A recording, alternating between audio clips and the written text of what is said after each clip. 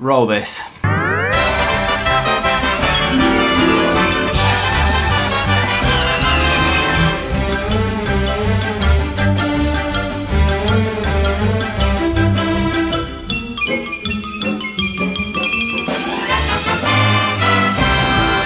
Yes, it was a Looney Tune-esque day for us. In case you've missed it, you're just joining in, you've come home and, you thought, oh, great, I'll check out how Reading got on. We're winning lots recently. We're doing really well. We're a great team. We just lost 7-1. 7-1 to Norwich. I'm joined by Ollie Allen. Ollie? Hello. Did that just happen? Or is this some weird mirage, bad dream? Did we just? Yeah, I was hoping that I was going to wake up and that it was all a dream, but unfortunately, yeah, we've lost 7-1 to Norwich, which still doesn't feel quite real to say it. No. No. Well, where do we start here? If you wanted good signs, the very first minute was going to scupper that because Reading conceded a penalty within the very first minute of the game. Now, the one defence I could possibly give Reading for this entire afternoon is that it did sound like a little bit of a soft penalty. Gets converted and they're 1-0 down early. Do you have any sort of hope that had we not conceded such a penalty early on, things might have been different? I think that's definitely a point in the fact that that's when the game's turning point came in the first minute. But I think even then, you wondered after 2 minutes, you've still got 88 minutes to try and to turn the game around. So I don't think conceding 6 more after that is acceptable, really, to be honest with you. No, not acceptable, really. I think the stats on the side of your screen tell the story as well here. We are looking at, as you can see on the side panel, 31 shots from Norwich, 13 on target. Reading had 12 shots, 5 on target. If it wasn't for Ali Al-Habsi, this could have been a record, well, not quite record, I don't think we would have considered 18. But certainly for the modern era in anyone's lifetime, we were all scrabbling around for the stats when the last time we conceded 6.5, the last time we conceded 7 in a non-Premier League game. We'll all try and forget that horrendous afternoon against Portsmouth. But it was just a 90-minute annihilation.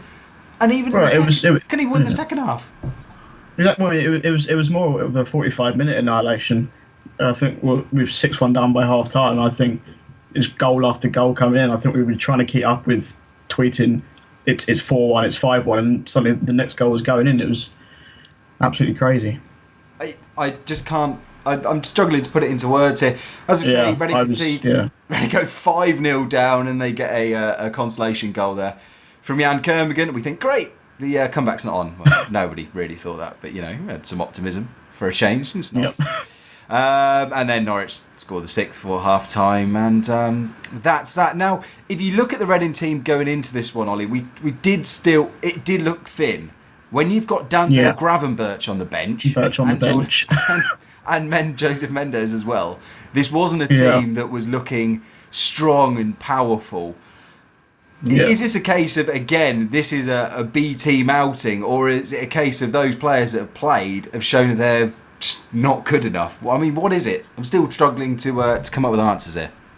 Well, yeah, that's exactly why I'm confused. I mean, this is a team that played Leeds last weekend and beat them 1-0 and beat Blackburn 3-1 in midweek. The majority of those players are the same. I think Graben came into the starting lineup today, so that's what makes even less sense, because Jaap Stam has made barely any changes to the side that beat Blackburn 3-1 on Tuesday. Admittedly, Blackburn are a worse side than Norwich, but you can't go from winning 3-1 to losing 7-1. But that's why it's strange.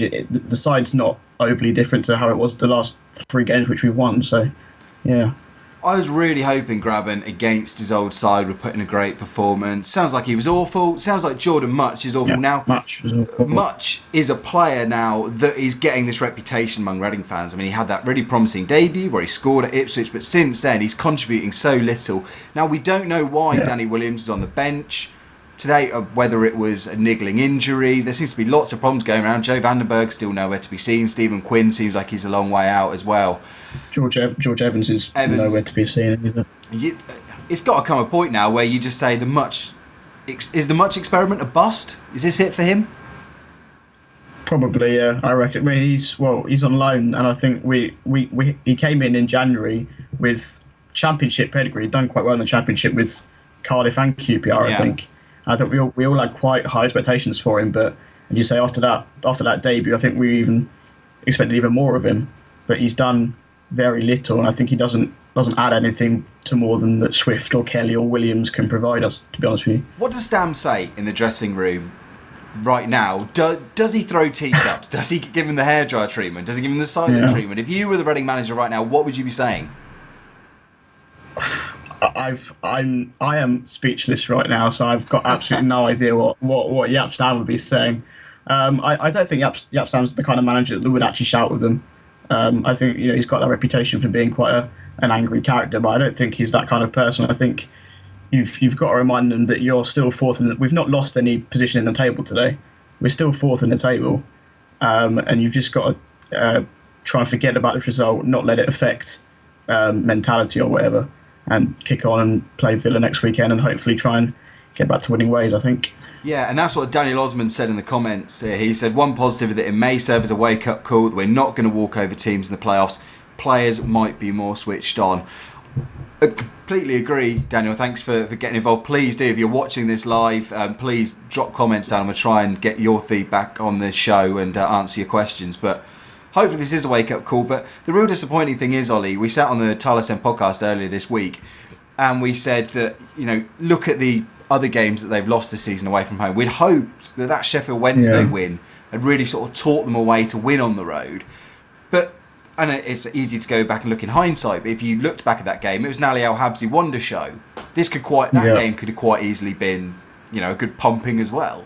As it is, we conceded 7 at Norwich, 5 at Fulham, 3 at Brighton, 4 at Newcastle, 2 at Leeds. 2 at Leeds. 4 at Preston. Yeah, 3 at Preston, 4 at Brentford. Is there just something... Well, I don't think it's a question. There's something fundamentally wrong now. Yeah, how exactly, Jaap is setting the team up away from home. It's a question you can't... It's not a question anymore.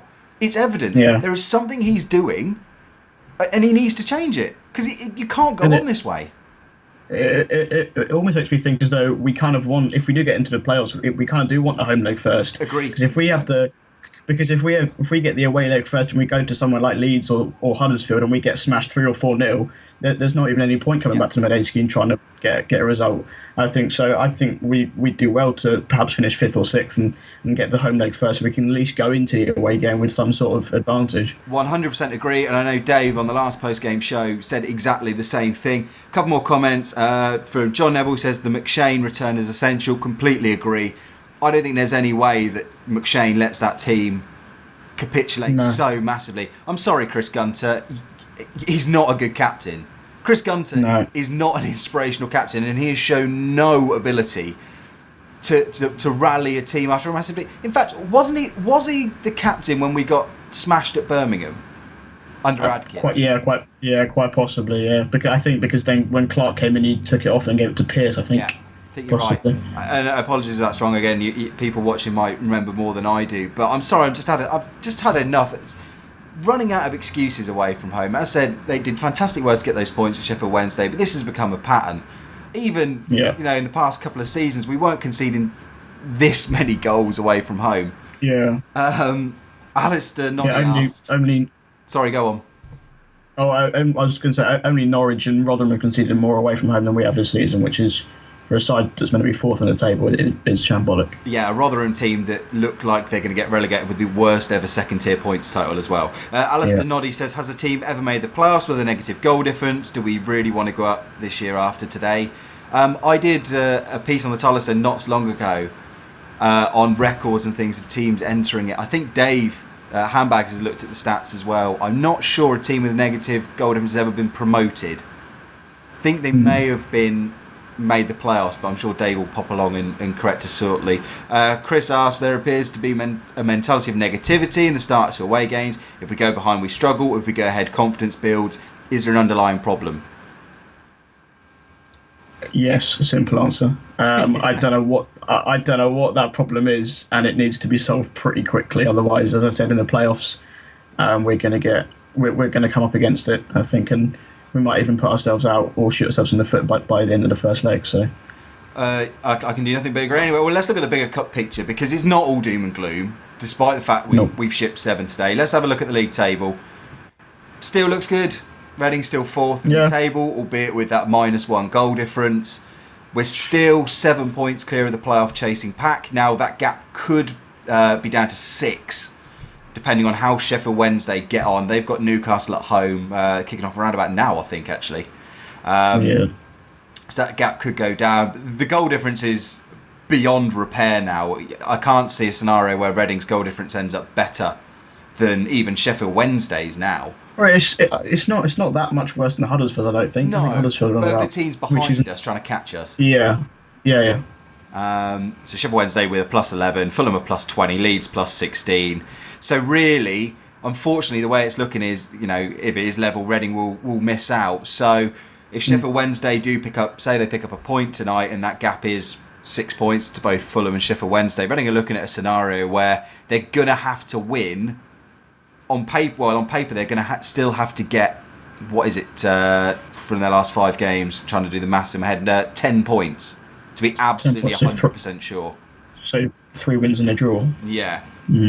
And okay, they have got those games against Burton, Rotherham and Wigan, but with next week's trip to Aston Villa, what you don't want, Ollie, is a scenario where you're taking on those teams having to win, absolutely having to win. And that could quite easily happen. I mean, Aston Villa have had a good result again today. I mean, we'll bring up today's results. I mean, not a fantastic result, getting a draw at Burton, but they're ticking along nicely, especially at home. They're putting teams away. I think even that Burton game on the last day of the season is quite conceivable that they could easily still have a chance of survival. So they'll have as much to play for as we will have on that final day if we still haven't made the playoffs by that point. So I don't think that game at Burton won't be easy whatsoever. I don't think so. No, I don't think so. And again, just going back to the table, I mean, thankfully teams like Norwich are out of it. Derby got a last-minute winner today. They're still bubbling away, just trying to get it. The one benefit for Reading is that last day of the season, Fulham against Sheffield Wednesday, that's going to deny a team 2 points. So that could well be the good safety buffer. I'll bring up the run-ins on the screen as well for people to have a look at. Obviously, including Sheffield Wednesday's game with Newcastle at Hillsborough tonight. Reading's games: Villa away, Rotherham at home, Forest. That's a typo. That is Forest away. I wish we had Forest at home to come. Burton, Wigan at home, and then Burton away. Look, it's still an unprofessional joke of a YouTube show. I can't get everything perfect. Leeds got Newcastle, Wolves, Burton, Norwich, and Wigan. Fairly soft. Fulham's run-in's difficult though. A trip to Carrow Road, which we all know after today, isn't easy. Villa at home, Huddersfield away, Brentford at home, and Sheffield Wednesday away on the last day of the season. And then Sheffield Wednesday have got Newcastle, Cardiff, QPR, Derby, Ipswich, and then Fulham. So, I mean, on paper, I think on paper we've probably got the easiest running, but how much you can take from that, I'm not really sure. Yeah, that is a very tricky one. So, what do you do now with your Yap? Do you make absolute wholesale changes for the trip to Villa? Do you admit that this system that you're putting in place away from home isn't working? Or is it just a case of, okay, bring back a couple of players, you like some McShane, say Vandenberg's fit, and everything will be all right? Is this the excuse and the justification he needs to rip up his tactics book and try something different? Or is there not enough time to try something different? I don't think there's enough time, to be honest. I think if McShane comes back, I think that will definitely add a lot. But changing it, I mean, if he changed it maybe around Christmas time after the results at Fulham, the 5-0 defeat, that it might have been okay then. But I think we've gone on for so long now. We've got Villa, Forest, and Burton away. Yeah. So I think if you bring, I think McShane comes back and that adds some solidarity at the back. But in terms of, I don't think there's an awful lot you can change, to be honest. I just don't know. I don't know whether he's got a plan B in his head for the playoffs. I tend to agree with you. I think they've run out of time to try something different. You'd hoped that the Sheffield Wednesday thing had done the trick, but obviously it hasn't. I mean, you just look at the stats again in the top corner. It's 56% possession. Just not doing anything with it. Yeah. Oh, dearie me. So, as I said, they go to Villa Park. They've got the week off, which is the good thing. They've got time to get people out of the treatment room. I don't know what's happened to McShane, because we went along to Yap's presser just over a week ago, and he said McShane was back training with the group and ready. And obviously Vandenberg's nowhere to be seen. Danny Williams dropped to the bench again. Roy Behrens was out of the squad today. Yeah, Roy Behrens wasn't there today, so confusing. Lots of problems, unfortunately, for Yap to deal with. But let's try and end the show on a positive note here. Are we still going to make the playoffs? Yep.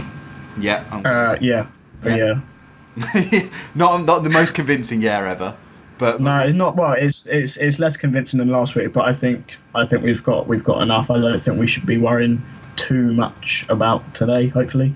Yeah, and I suppose you would sit there and say if Reading had just lost 2-1 to Norwich, and all the other results had been as they were, would there still be this panic?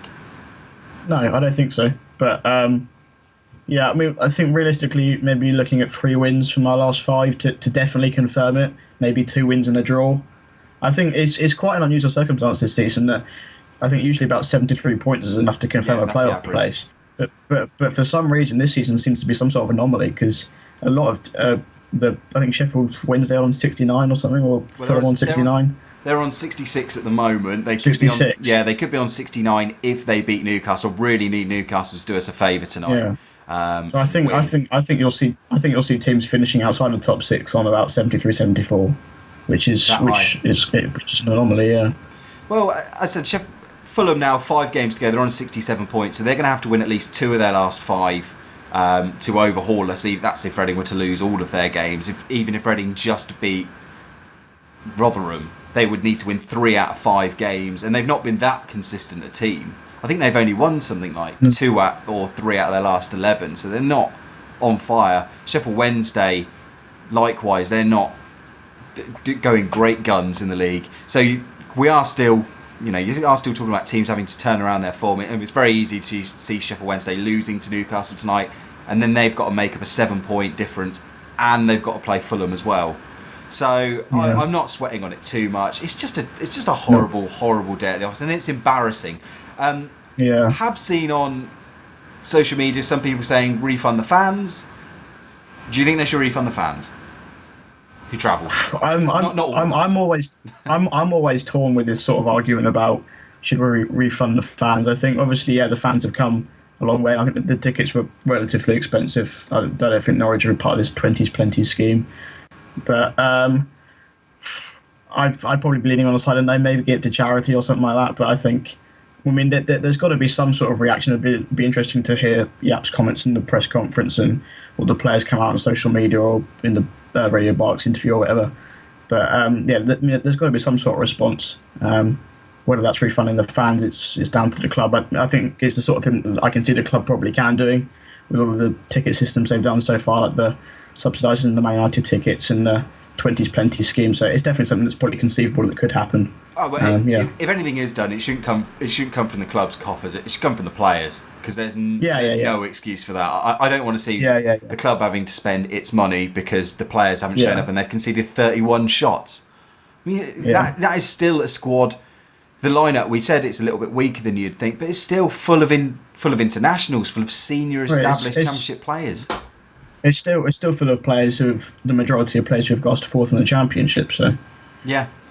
Okay. Well, we'll just about wrap it up there because there's not much more to say at the time. We'll obviously pour over all the highlights and the goals and things when they're up, and there'll be a Tilehurst End podcast on Tuesday night. At the moment, it's myself and Handbags. Might have another guest along as well. So get your thoughts into hashtag TT Podcast on Twitter. We're at the Tilehurst End. Go to facebook.com/Tilehurst End, which you're watching us on right now. And you can email us, thetilehurstend@gmail.com. Westy always jokes that we have a small mailbag when we win, the giant one when we lose. Well, we might have to expand. It's going to be astronomical, yeah. Yeah, very slightly, but we welcome it all. It's just like this show, it's by fans, for fans, and that's what we want. We want your reactions. Just try and keep them clean. That's all we ask. I know it's tough when we just concede 7, but try and keep them clean. And of course, up on the tilelessend.com, there'll be lots of reaction analysis, and we'll try and figure out where it went wrong. Yeah, but look, let's just laugh. Look, the sun's shining. It's nice outside. Yep. We're still 4th in the league. We're still probably going to make the playoffs. We didn't think we were going to be 4th. It's just one of those days. It's a horrendous day at the office. But it's one of those things where, will anybody care if we're lifting a trophy at Wembley in 6 weeks' time? No. Probably not. Probably not. But, whether we'll be doing that is the question. Anyway, Ollie, thank you very much for taking the time to hop on. I said enjoy the rest of your weekend. And everybody watching, everybody else watching, thank you very much for taking the time to tune in and check out the YouTube channel at youtube.com/tilelessend. We're off. You can have some more of this to finish with, and we'll say adios.